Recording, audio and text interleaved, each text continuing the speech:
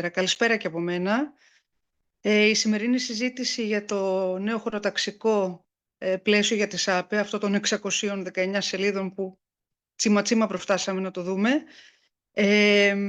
Προφανώς η συζήτηση σημερινή γι' αυτό λοιπόν δεν είναι τώρα μια στήρα αντιπαράθεση να πούμε. Οι αντιπαραθέσεις ανήκουν και στο παρελθόν και θα ξανακάνουμε αν χρειαστεί. Εδώ σήμερα μάλλον πρέπει να συζητήσουμε και κάπως να συναποφασίσουμε τι θα διεκδικήσουμε, μιας και άκουσα κάπως να συναποφασίσουμε τι θα διεκδικήσουμε, μιας και άκουσα ότι θα βγάλουμε ψήφισμα ως Δημοτικό Συμβούλιο και έτσι πρέπει για να συμμετάσχουμε, γιατί η διαβούλευση έχει ξεκινήσει από τις 20 Μαΐου και τελειώνει στις 24 Ιουνίου. Οπότε άκουσα και τον Δήμαρχο που είπε ότι και ως ΠΕΔ Στερεάς Ελλάδας θα κατατεθεί ένα ψήφισμα, αλλά και εμείς νομίζω ως Δημοτικό Συμβούλιο θα πρέπει κάπου να καταλήξουμε, γιατί έχουν ακουστεί πολλά πράγματα τα οποία μάλλον μπορούν να συνδυαστούν με έναν τρόπο. Και αυτό είναι θετικό.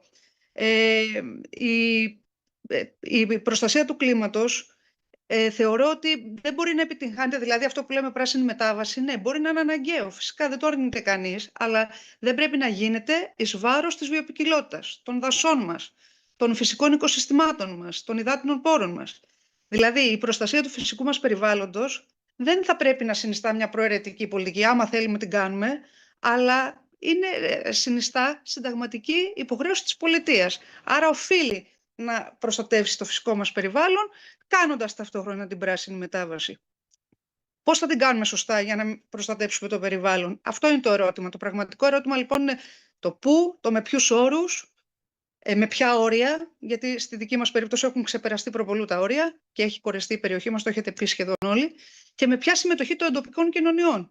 Βλέπουμε ότι αυτή η κατάσταση που οι τοπικές κοινωνίες, οι πολίτες, οι συλλογικότητες και η τοπική αυτοδιοίκηση αντιμετωπίζονται σαν να μην τους ενδιαφέρει η άποψή μας.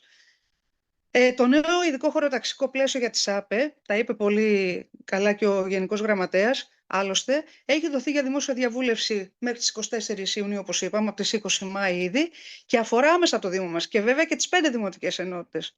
Και Αυλώνος και Δυστίων και Κονιστρών και Κίμης και Ταμιναίων. Και μάλιστα όλες αυτές οι δημοτικές ενότητες περιλαμβάνονται στις περιοχές αιωλικής καταλληλότητας. Αυτό δεν είναι μια απλή χαρτογραφική καταχώρηση που γίνεται. Στις περιοχές αυτές θα επιτρέπεται η χωροθέτηση αιωλικών εφόσον πληρούνται τα κριτήρια του νέου πλαισίου. Και εδώ θέλουμε λίγη προσοχή. Το είπε ο Γενικός Γραμματέας, αλλά δεν ξέρω αν έχει γίνει σαφές σε όλους μας. Δηλαδή, επιπλέον από τις ίδιες περιοχές μπορούν στο μέλλον να επιλεγούν περιοχές επιτάχυνσης, το είπε ο κ. Μαθιουδάκης. Δηλαδή, ζώνες στις οποίες οι διαδικασίες για να δοθούν αδειοδοτήσεις στις ΑΠΕ, στα έργα ΑΠΕ, θα προχωρούν πολύ πολύ ταχύτερα και πολύ ευκολότερα. Όμως ο Δήμος ο δικός μας, υπόθηκε σχεδόν από όλους πριν, δεν ξεκινά από το μηδέν. Εμείς είμαστε ήδη μια υπερκορεσμένη περιοχή. Και η Εύβοια και ειδικότερα ο Δήμος μας. Και η Στερεά Ελλάδα βέβαια. Είμαστε ένας τόπος που έχουμε δεχτεί τεράστια πίεση, ιδιαίτερα μάλλον την έχουμε δεχτεί μέχρι στιγμής κυρίως στις δημοτικές ενότητες Ταμιναίων, Δυστίων και Αυλώνος, αλλά βλέπουμε ότι και στην περιοχή Κονιστρών και Κίμης, στα Κωτήλια και σε όλες τις περιοχές μας τις προστατευόμενες, οι εταιρείες έχουν αρχίσει και κάνουν πάρτι, δυστυχώς. Τώρα, ήδη λοιπόν έχουμε δεχθεί τεράστια πίεση από εγκαταστάσεις, αδειοδοτήσεις, δρόμους πρόσβασης που έχουν ανοιχτεί, εξκαφές, υποσταθμούς, δίκτυα μεταφορών και όλα αυτά. Γι' αυτό δεν αρκεί να εξετάζεται κάθε νέο έργο που θα ζητά κάποιος αδειοδότηση χωριστά, σαν να μην υπάρχουν όλα τα υπόλοιπα που ήδη έχουν εγκατασταθεί ή έστω αδειοδοτηθεί. Έτσι.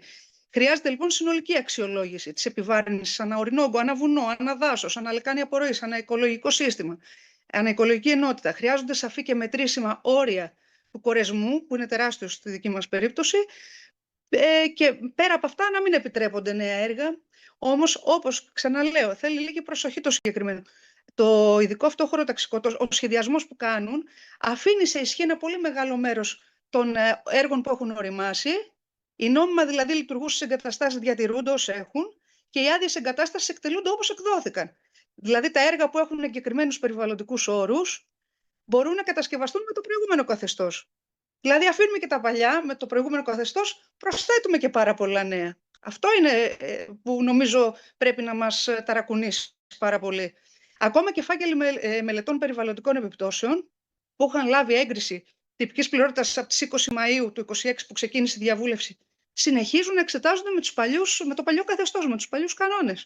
Αυτό είναι δηλαδή πολύ ανησυχητικό, πρέπει να μας ταρακουνήσει για τα καλά. Για το Δήμο μας και συνολικότερα για την Εύβοια, λοιπόν, αυτό σημαίνει ότι το νέο πλαίσιο δεν αντιμετωπίζει ουσιαστικά τη συσσωρευμένη πίεση που έχουμε από τις ήδη εγκατεστημένες και τις ήδη αδειοδοτημένες ανεμογέννητρες, που είναι πάρα πολλές.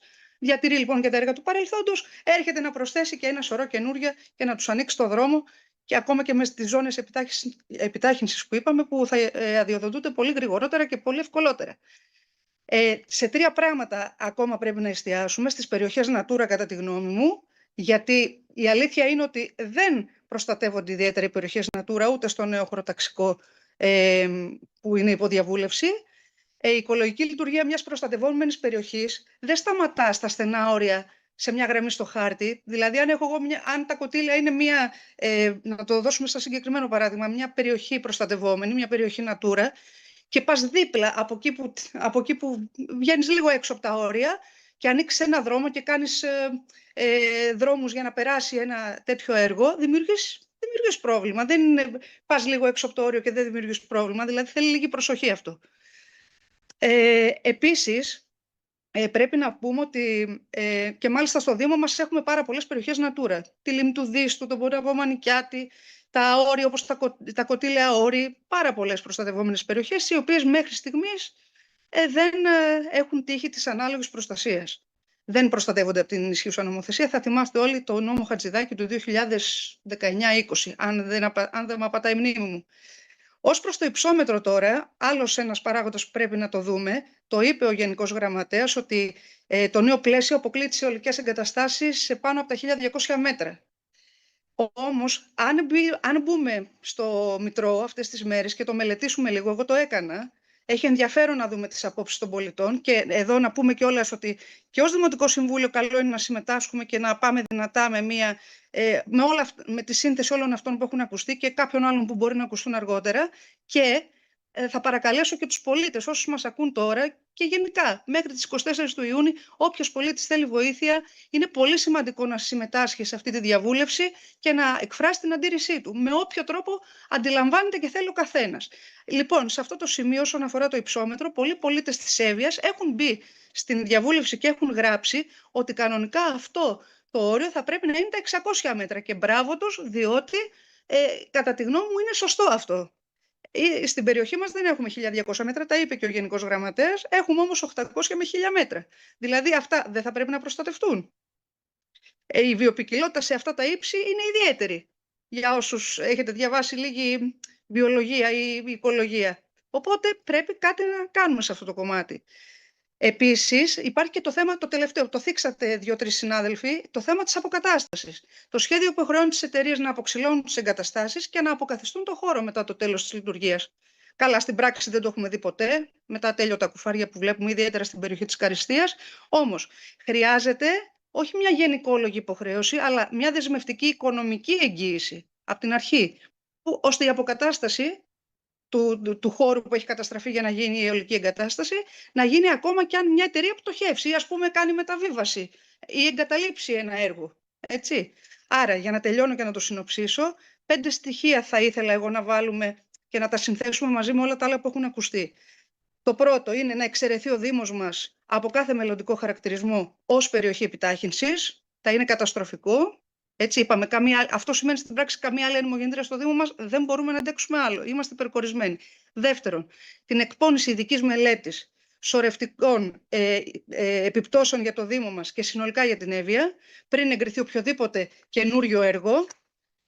Τρίτον, τη δημιουργία δημόσιου γεωχωρικού μητρώου με όλα τα λειτουργούντα, αδειοδοτημένα και υποαδειοδότηση έργα, μαζί με τους δρόμους τους υποσταθμούς τους, όλα τα συνοδά έργα και τα δίκτυα που τα συνοδεύουν. Τέταρτον, την ουσιαστική προστασία των περιοχών Natura, των οικολογικών διαδρόμων γύρω τους, των δασών, των καμένων εκτάσεων και των περιοχών φυσικής αναγέννησης. Και πέμπτον, την επανεξέταση των όριμων αλλά μη κατασκευασμένων έργων με βάση τα σημερινά περιβαλλοντικά δεδομένα και τη φέρουσα ικανότητα της περιοχής σήμερα. Και ένα έκτο σημείο, την υποχρεωτική οικονομική εγγύηση για την αποξήλωση των εγκαταστάσεων και την πλήρη περιβαλλοντική αποκατάσταση των χώρων. Η ενεργειακή μετάβαση δεν μπορεί κατά συνέπεια να γίνεται με όρους τετελεσμένων, χωρίς όρια, χωρίς δημοκρατικό έλεγχο, χωρίς έλεγχο από τις τοπικές κοινωνίες, από την τοπική αυτοδιοίκηση. Ο Δήμος μας έχει σηκώσει ένα τεράστιο βάρος. Δεν πρέπει να αντιμετωπιστεί ξανά ως διαθέσιμος χώρος για νέες εγκαταστάσεις. Και σήμερα χρειαζόμαστε μια καθαρή, ας το πούμε, μια καθαρή πρόταση. Να μην το πω απόφαση, γιατί τώρα δεν αποφασίζουμε, αλλά συνθέτουμε τις απόψεις μας για να δούμε τι θα βάλουμε τι θα καταθέσουμε ως Δημοτικό Συμβούλιο στη διαβούλευση. Άρα για την προστασία του τόπου μας πρέπει να είμαστε ξεκάθαροι και να εκφράσουμε τις αντιρρήσεις μας με όσο το δυνατόν πιο συνθετικό τρόπο μπορούμε, γιατί εδώ έχουν ακουστεί πάρα πολύ ωραίες απόψεις απόψε. Κάποιος να αναλάβει να τις συνθέσει. Ευχαριστώ.